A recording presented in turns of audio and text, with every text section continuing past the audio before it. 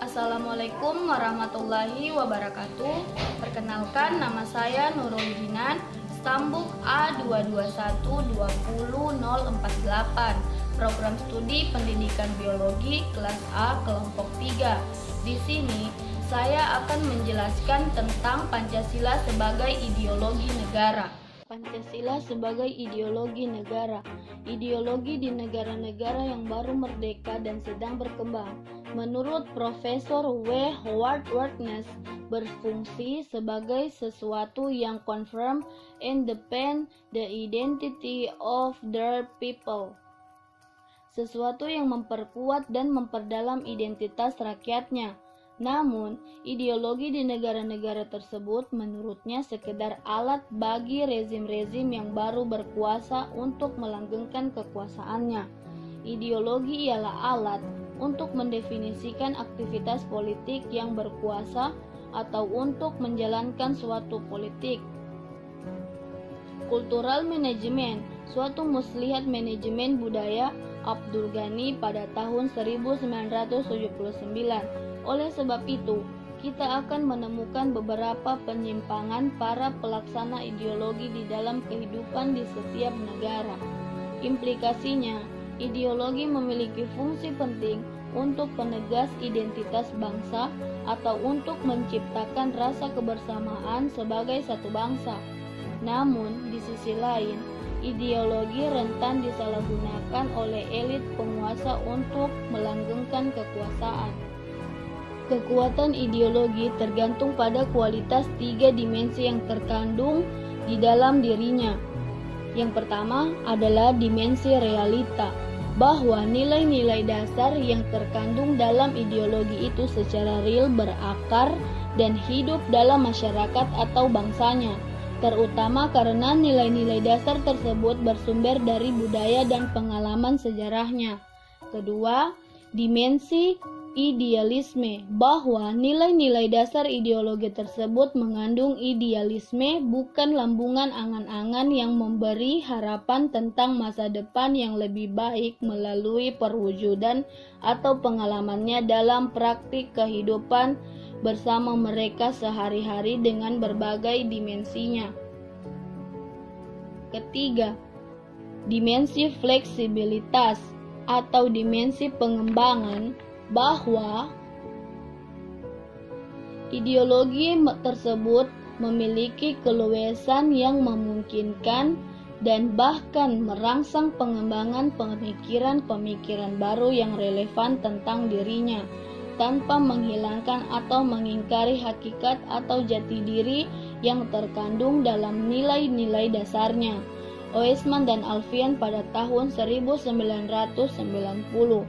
Selain itu, menurut Suerjanto Poespowardojo pada tahun 1990, ideologi mempunyai beberapa fungsi, yaitu memberikan 1. Struktur kognitif, yaitu keseluruhan pengetahuan yang didapat merupakan landasan untuk memahami dan menafsirkan dunia dan kejadian-kejadian dalam alam sekitarnya. 2. Orientasi dasar dengan membuka wawasan yang memberikan makna serta menunjukkan tujuan dalam kehidupan manusia. 3. Norma-norma yang menjadi pedoman dan pegangan bagi seseorang untuk melangkah dan bertindak. 4. Bekal dan jalan bagi seseorang untuk menemukan identitasnya. 5. Kekuatan yang mampu menyemangati dan mendorong seseorang untuk menjalankan kegiatan dan mencapai tujuannya. 6. Pendidikan bagi seseorang atau masyarakat untuk memahami, menghayati, serta memolakan tingkah lakunya sesuai dengan orientasi dan norma-norma yang terkandung di dalamnya. Oesman dan Alfian pada tahun 1900. Demikianlah penjelasan dari saya. Wassalamualaikum warahmatullahi wabarakatuh. Assalamualaikum warahmatullahi wabarakatuh. Perkenalkan, nama saya Rimun Jonis, Tambuk A221202130. Program Studi Pendidikan Biologi kelas A, kelompok 3. Saya di sini akan melanjutkan materi dibawakan oleh teman sekelompok saya, Suepomo. Beliau dengan sangat meyakinkan menolak paham individualisme dan kolektivisme dan menyarankan paham integralistik yang dinilai sesuai dengan semangat kekeluargaan yang berkembang di perdesaan. Paham integralistik merupakan kerangka konseptual makro dari apa yang sudah menjiwa rakyat kita di kesatuan masyarakat yang kecil-kecil itu. Pancasila sebagai ideologi Indonesia mempunyai ajaran-ajaran yang memang mengandung nilai-nilai yang terkandung dalam ideologi lain. Ajaran yang dikandung Pancasila bahkan dipuji oleh seorang filsuf Inggris, Bertrand Russell, yang menyatakan bahwa Pancasila sebagai sintesis kreatif adalah Declaration of American Independence dengan manifesto komunis. Lebih dari itu, seorang ahli sejarah Rutgers mengatakan dari semua negara Asia Tenggara, Indonesia lah yang dalam konstitusinya pertama-tama dan paling tegas melakukan latar belakang psikologis yang sesungguhnya daripada revolusi melawan penjajah dalam filsafat negaranya, yaitu Pancasila dilukiskannya alasan-alasan secara lebih mendalam dari revolusi itu. Dari pendapat tersebut, Indonesia pun pernah merasakan perkembangannya nilai-nilai ideologi besar dunia berkembang dalam gerak tubuh pemerintahannya. Bagian A, Pancasila dan liberalisme, periode tahun 1950 sampai tahun 1959, sebagai periode pemerintahan demokrasi liberal, sistem parlementer dengan banyak partai politik memberikan masa baru sebagaimana terjadi di dunia barat. Ketidakpuasan dan gerakan kedaerahan cukup kuat pada periode ini, seperti PPRI dan PMSA pada tahun 1957. Pada tahun 1950 sampai 1960, partai-partai Islam sebagai hasil pemilihan umum tahun 1955. PSIS yang sebenarnya merupakan kota Islam di parlemen tetap tidak manfaat dalam bentuk koalisi meski PKI memiliki 4 peserta dalam pemilu tahun 1955. Tetapi secara ideologis belum merapat pada pemerintahan mengenai Pancasila itu dalam posisi yang tidak ada perubahan. Artinya Pancasila adalah dasar negara Republik Indonesia meski dengan konstitusi tahun 1950. Indonesia tidak menerima liberalisme karena federalisme pada barat yang mengutamakan kebebasan hukum, sedangkan paham integralistik yang kita anut memandang manusia sebagai individu dan sekaligus juga manusia sosial. Negara demokrasi model barat presiden bersifat sekuler, dan hal ini tidak dihindari oleh segenap elemen bangsa Indonesia. Tersebut bukan dalam menyebutkan bagian B, Pancasila dan komunisme dalam periode tahun 1945 sampai 1950. Kedudukan Pancasila sebagai dasar negara sudah kuat, namun ada berbagai faktor internal dan eksternal yang memberi nuansa tersendiri terhadap kedudukan Pancasila. Faktor eksternal mendorong bangsa Indonesia untuk memfokuskan diri terhadap agresi asing. Apakah pihak sekutu atau Indonesia yang merasa masih memiliki Indonesia sebagai jajahannya? Di pihak lain terjadi pengumpulan yang secara C. Pancasila dan agama. Pancasila yang didalamnya terkait dasar filsafat negara dan agama merupakan karya dasar bangsa Indonesia melalui reformator moral Republik Indonesia. Konsep pemikiran para sendiri negara yang terkandung dalam Pancasila merupakan karya khas yang secara akademis merupakan lokal genius bangsa Indonesia. Begitu pentingnya menetapkan Pancasila, maka Pancasila pun mengisyaratkan bahwa kesadaran akan adanya Tuhan memiliki semua orang yang berbagai agama. Sekian dari penjelasan dari saya. Wassalamualaikum warahmatullahi wabarakatuh. Waalaikumsalam warahmatullahi wabarakatuh. Nama saya Umi Ramdhani, saya dari Fakultas Keguruan dan Ilmu Pendidikan, Prodi Pendidikan Biologi, Tambuk A2212045, kelas A.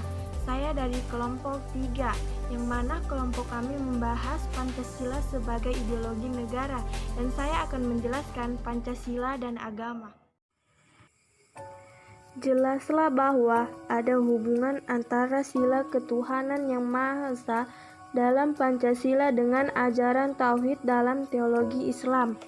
Jelaslah pula bahwa sila pertama Pancasila yang merupakan prima causa atau sebab pertama itu, meskipun istilah prima causa tidak selalu tepat, sebab Tuhan terus-menerus mengurus makhluknya.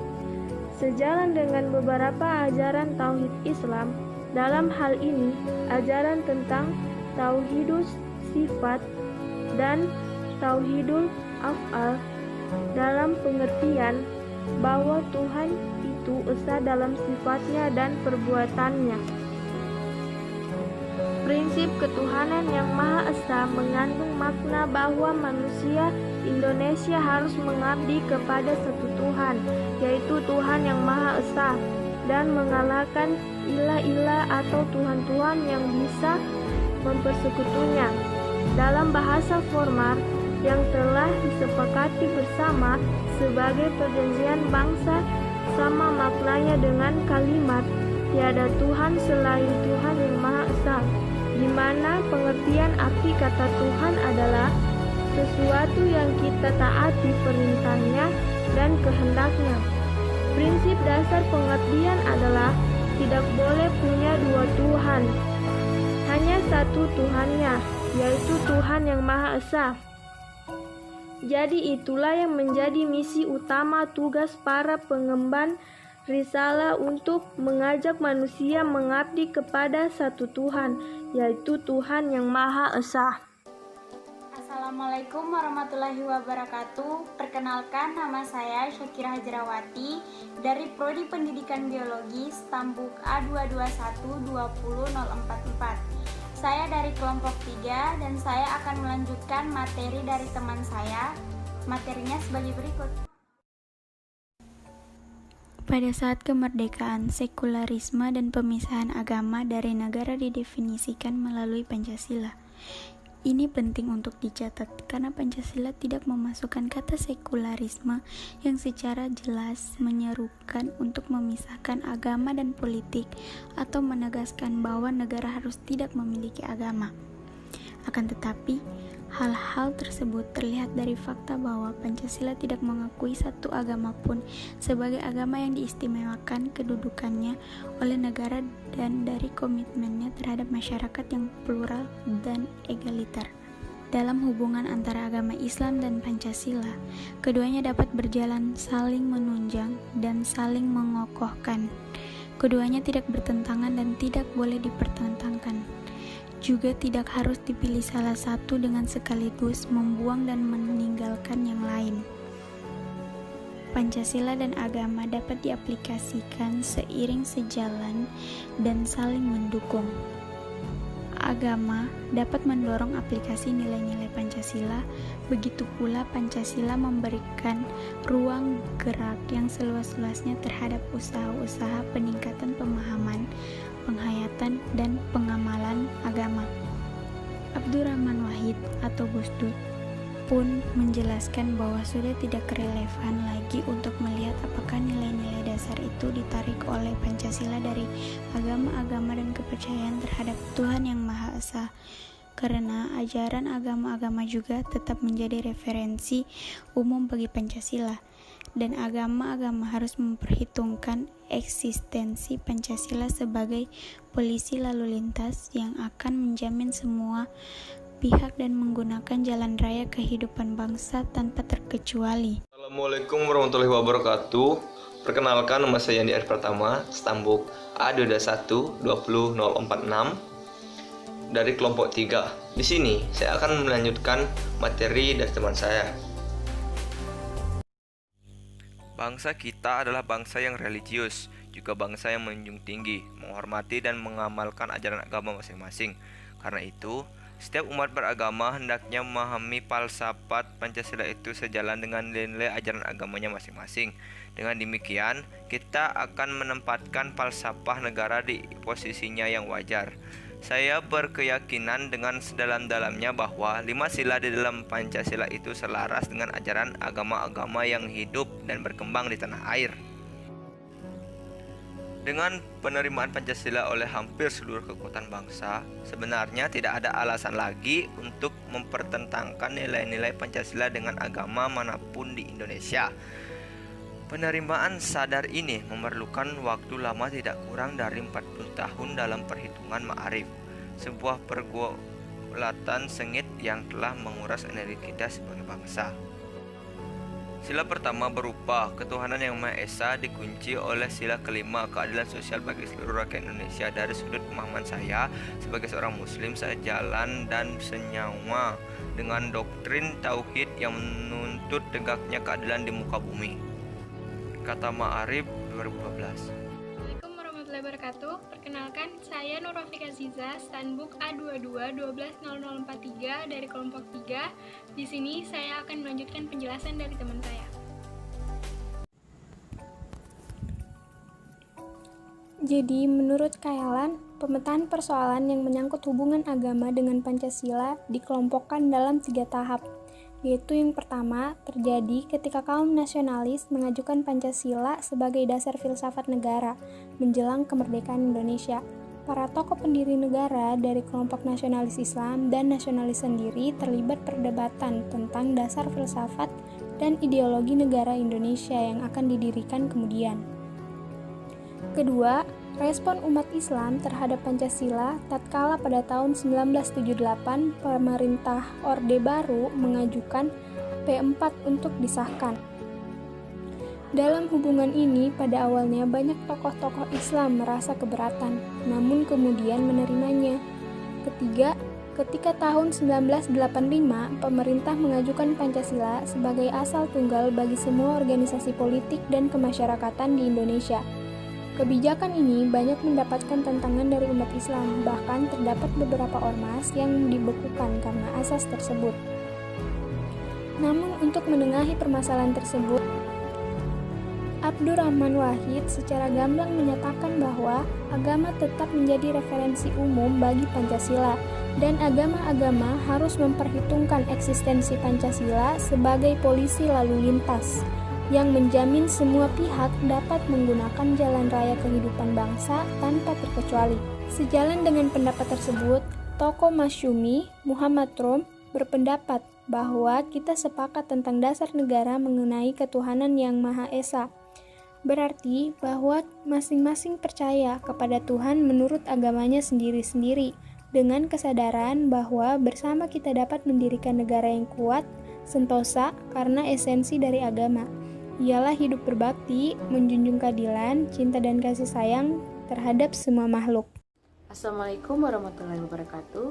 Perkenalkan, nama saya Devisa Fitri dari Prodi Pendidikan Biologi dengan Stabuk A221-20047. Saya dari kelompok 3 dan saya di sini akan melanjutkan materi yang telah dibawakan oleh teman sekelompok saya. Materinya sebagai berikut. Bila mana dirinci, maka hubungan negara dengan agama menurut NKRI yang berdasarkan Pancasila adalah sebagai berikut. A. Negara adalah berdasar atas ketuhanan yang Maha Esa. B. Bangsa Indonesia adalah sebagai bangsa yang berketuhanan yang Maha Esa. Konsekuensinya, setiap warga memiliki hak asasi untuk memeluk dan menjalankan ibadah sesuai dengan agama masing-masing. C. Tidak ada tempat bagi ateisme dan sekularisme, karena hakikatnya manusia berkedudukan kodrat sebagai makhluk Tuhan. D. Tidak ada tempat bagi pertentangan agama, golongan agama, antar dan inter pemeluk agama, serta antar pemeluk agama. E. Tidak ada tempat bagi pemaksaan agama, karena ketakwaan itu bukan hasil paksaan bagi siapapun juga. F. Memberikan toleransi terhadap orang lain dalam menjalankan agama dalam negara. G. Segala aspek dalam melaksanakan dan menyelenggarakan negara harus sesuai dengan nilai-nilai ketuhanan yang Maha Esa, terutama norma-norma hukum positif maupun norma moral, baik moral agama maupun moral para penyelenggara negara. H. Negara pada hakikatnya adalah merupakan berkat rahmat Allah yang Maha Esa. Berdasarkan kesimpulan Kongres Pancasila, dijelaskan bahwa bangsa Indonesia adalah bangsa yang religius. Religiusitas bangsa Indonesia ini secara filosofis merupakan nilai fundamental yang meneguhkan eksistensi negara Indonesia sebagai negara yang berketuhanan yang Maha Esa. Ketuhanan yang Maha Esa merupakan dasar kerohanian bangsa dan menjadi penopang utama bagi persatuan dan kesatuan bangsa dalam rangka menjamin keutuhan NKRI. Karena itu, agar terjalin hubungan selaras dan harmonis antara agama dan negara, maka negara sesuai dengan dasar negara Pancasila wajib memberikan perlindungan kepada agama-agama di Indonesia. Ideologi negara bagi bangsa Indonesia amat penting dibandingkan dengan pentingnya ideologi bagi negara-negara lain, terutama yang bangsanya homogen. Bagi bangsa Indonesia, ideologi sebagai identitas nasional merupakan prasyarat kestabilan negara, karena bangsa Indonesia merupakan bangsa yang heterogen. Hadirnya ideologi Pancasila tersebut paling tidak akan berfungsi untuk 1. Menggambarkan cita-cita bangsa, ke arah mana bangsa ini akan bergerak. 2. Menciptakan rasa kebersamaan dalam keluarga besar bangsa Indonesia sesuai dengan sesanti Bhinneka Tunggal Ika. Dan yang ketiga, menggairahkan seluruh komponen bangsa dalam mewujudkan cita-cita bangsa dan negara Republik Indonesia. Itu saja materi dari kami. Apabila ada salah kata atau pengucapan, mohon dimaafkan. Assalamualaikum warahmatullahi wabarakatuh. Salam sejahtera buat kita semua. Om Santi. Namo Buddhaya, salam kebajikan. I'ma keep myself on track, keep my head up, staying strong, always moving on, feel I don't belong, tell my thoughts to move along, push myself to be the best, die with no regret.